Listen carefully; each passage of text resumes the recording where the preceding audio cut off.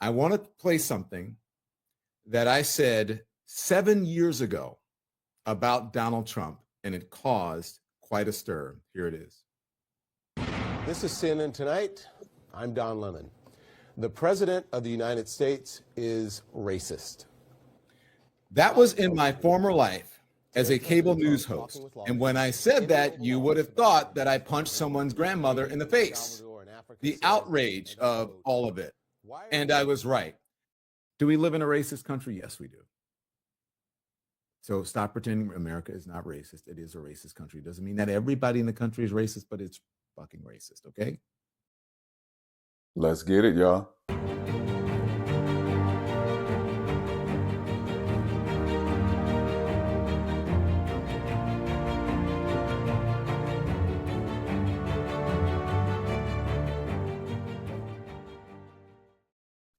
Good evening, ladies and gentlemen. Welcome to another edition of the CMC show, Candid Melanin Conversations. I'm your host, Anthony Stewart.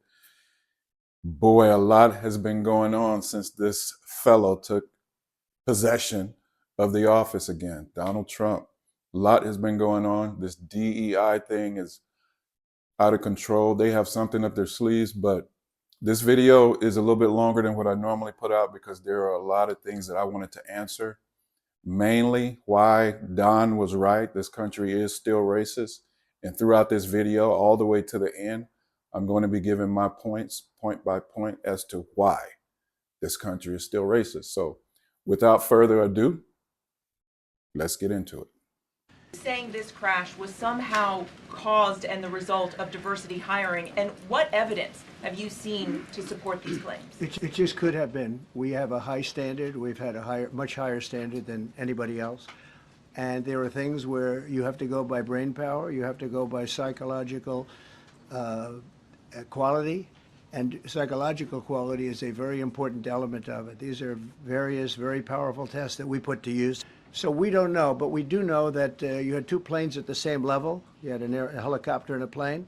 That shouldn't have happened. But certainly for an air traffic controller, we want the brightest, the smartest, the sharpest. We want somebody that's psychologically superior, and that's what we're going to have. Yeah. The jealousy of Black people, it's crazy. And that's because they know that we are the best minds and the brightest. They know that. So you try to tear that down, knowing that, hey, if people catch on to that, we're done. And that's what it is. But guess what, Whitey? You're going to be done anyway. Let's check this out. Optics are important. 4 white men standing up there talking about merit-based. Most of them, I'm just being honest, are not qualified to do the job. There is nothing in Pete Hegseth's history, experience, resume that qualifies him to be the defense secretary. Okay? J.D. Vance barely was elected to office, and now he is the vice president of the United States. Donald Trump is a convicted criminal.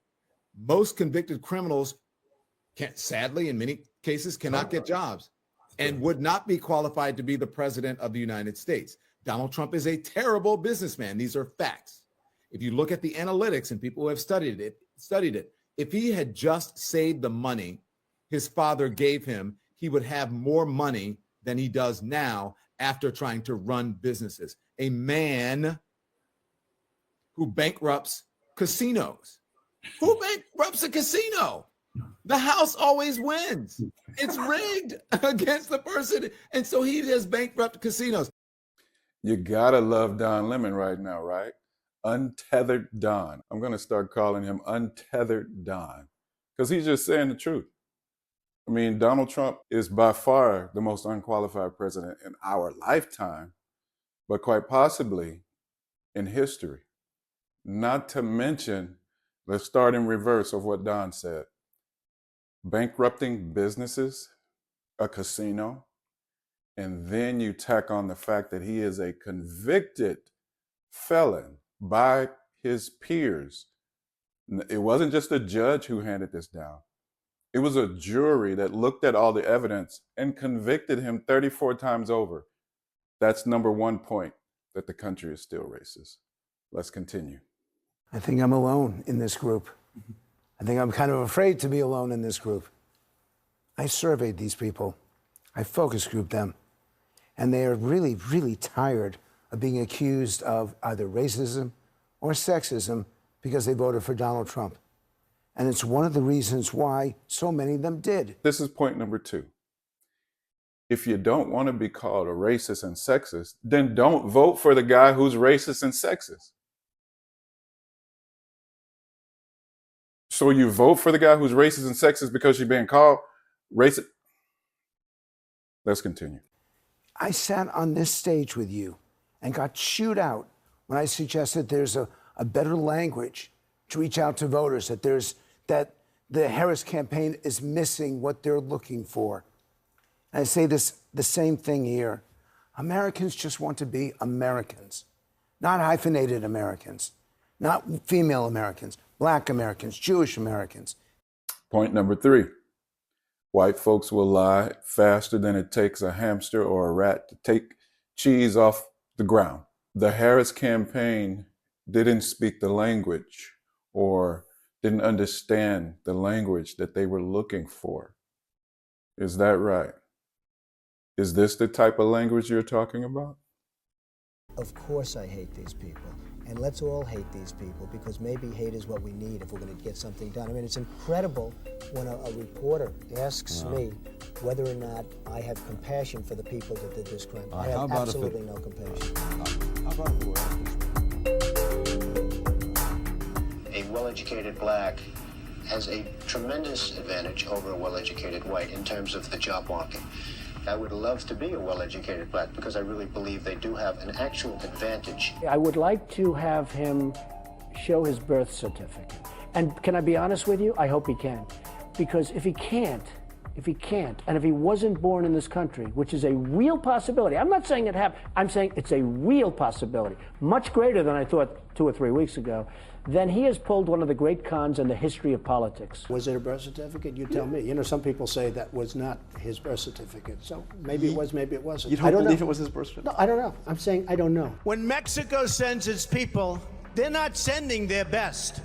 They're bringing drugs, they're bringing crime, they're rapists, and some, I assume, are good people.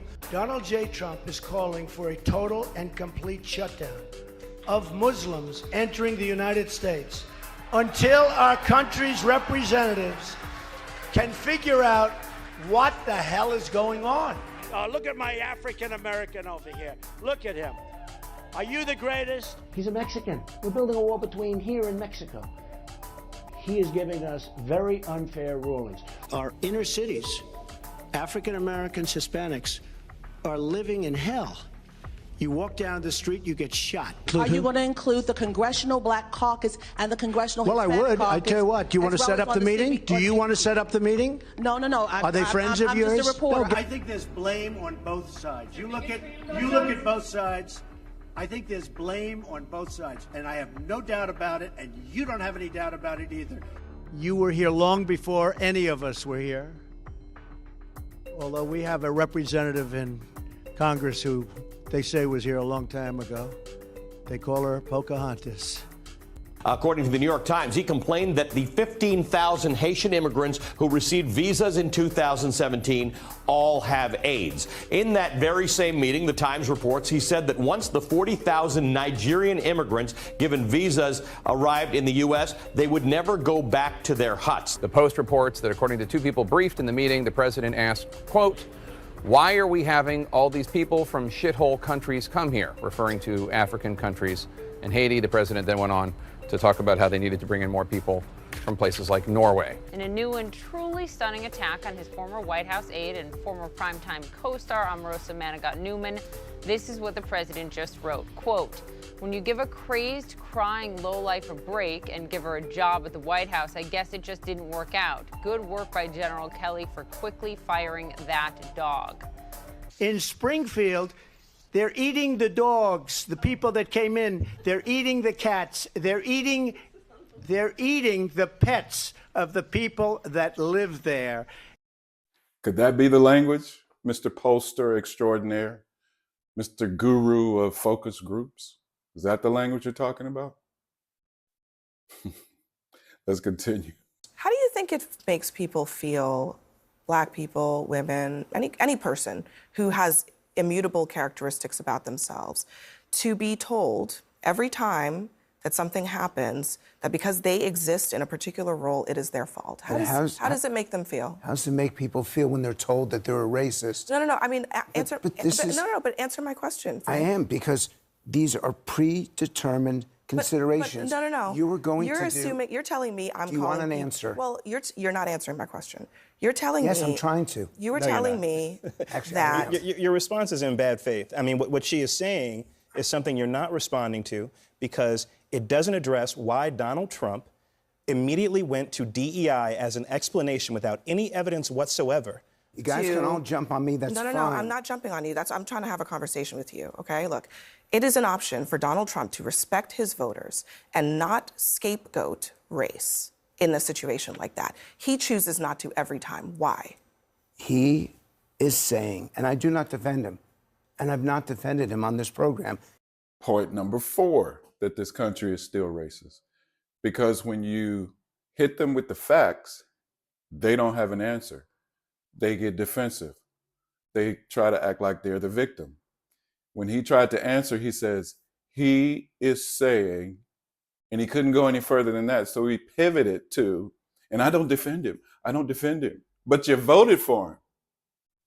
If you voted for him, why can't you defend him? Because it's indefensible. That's why. Because you're racist. Let's continue. This is why this show is such a challenge for me, because I really am, and I've been on this show and criticized him many times. I've been on this show and praised him.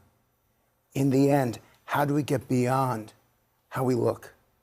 How do we get beyond how we sound? I also think you cannot talk about getting beyond all of those things, race, hyphens, whatever it is, when at the highest offices of the land, you have someone saying, because there is diversity, there is a lack of merit, there is a lack of quality, there is a lack of experience. That is a racist view, that people who have characteristics that they cannot change about them, that don't tell you anything about their intellect, about their experience, are by definition not experienced. Do you understand that? I do. And for those who feel like they're being marginalized, we have to do more. I agree with you. It's not even just about being marginalized. It's just about recognizing I just said I agree with you. I know. I'm saying, but look, I'm not trying to use academic. I'm not trying to use academic language to talk about this. Look, a couple days ago, there was a Harvard-educated Olympic track star was told that she wasn't qualified to have gone to Harvard, that she was basically a DEI admit to Harvard. I mean, that just from a human Yes, that's perspective, wrong. that is We wrong. all agree that's wrong. May I ask you a question We about all this? agree with that, but there's nothing I can say to you on this panel, for any of you, that's going to satisfy you. Oh, well, just wait a minute, Frank. Wait a minute. I wish I was there with them, because there is something you can say. Oh, no, wait a minute. There's something you can do, Frank. How about not voting for someone that espouses racist and sexist views? How about you not vote for them? That's how you can get beyond that, as you say. How do we get beyond? That's how you can get beyond it. Don't vote for the person. Seems clear to me. Frank, you're the master of language, so you probably have a better way of articulating this than I do. The conversation that I do think needs to be taking place in this country, and unfortunately Donald Trump uses DEI as the euphemism for it, is we have lowered standards across the board in the name of entertainment, in the name of whatever, and it's happening. It's happening in education, it's happening in sports, it's happening in the workplace, and that is a conversation that I think is legitimate and needs to be had. You know, the white guy's actually right. We have lowered standards across the board in this country. You know where the biggest is that has been lowered? The President of the United States. 34 felony convictions, and they still vote for him. That's point number 6. I forgot to say the last one was point number 5. Point number 6, you still voted for a person with 34 felony convictions.